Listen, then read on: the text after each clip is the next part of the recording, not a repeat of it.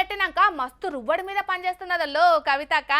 ఇటు సర్కార్ను గట్టిగానే అరుచుకుంటున్నది, అటు 10 ఏళ్ల పాలనల కారు పార్టీ చేసిన తప్పులను కూడా గట్టిగానే ఎత్తు చూపుతాంది.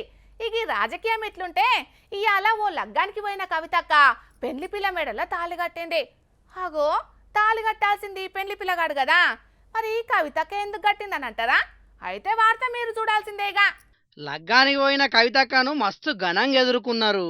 లీడర్లు అన్నప్పుడు లగ్గాలకు ఫంక్షన్లకు పోవుడు కామనే, ఇక పెద్ద లీడర్లు వచ్చినప్పుడు అలాని ఘనంగా తీసుకుపోవడం కూడా కామనే. కానీ ఈ లగ్గానికి పోయిన కవితక్క మాత్రం పెళ్లి పిల్ల మెడ తాళి కట్టి వారెవ్వా అనిపించింది. అగో గట్లెందుకు చేసిర్రు అంటే, ముదిరాజుల సాంప్రదాయం ప్రకారం పెళ్లి పిల్ల మెడల మొదలు ఇంటి ఆడబిడ్డ తాళి కడుతుందట. అందుకే టిఆర్ఎస్ అధినేత కల్వకుంట్ల కవితక్క చేతుల మీద నుంచి ఆ కార్యక్రమం జరగాలని ఇట్లా చేసిరట. యాదాద్రి భువనగిరి జిల్లా గూడూరు ఊళ్ళుండే భాషబోయిన బాలప్రసాద్ అన్నకు సీతాఫల్ మండిలో ఉండే శివానితోని లగ్గం ఖాయమైందట.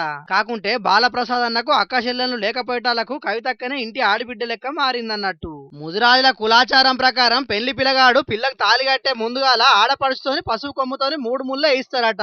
ఇవాళ సాంప్రదాయం ప్రకారం కవితక్క గౌరీ పూజలో పాల్గొని వధువు మెడల పసుపు కొమ్ము దారంతో 3 ముళ్ళేసింది.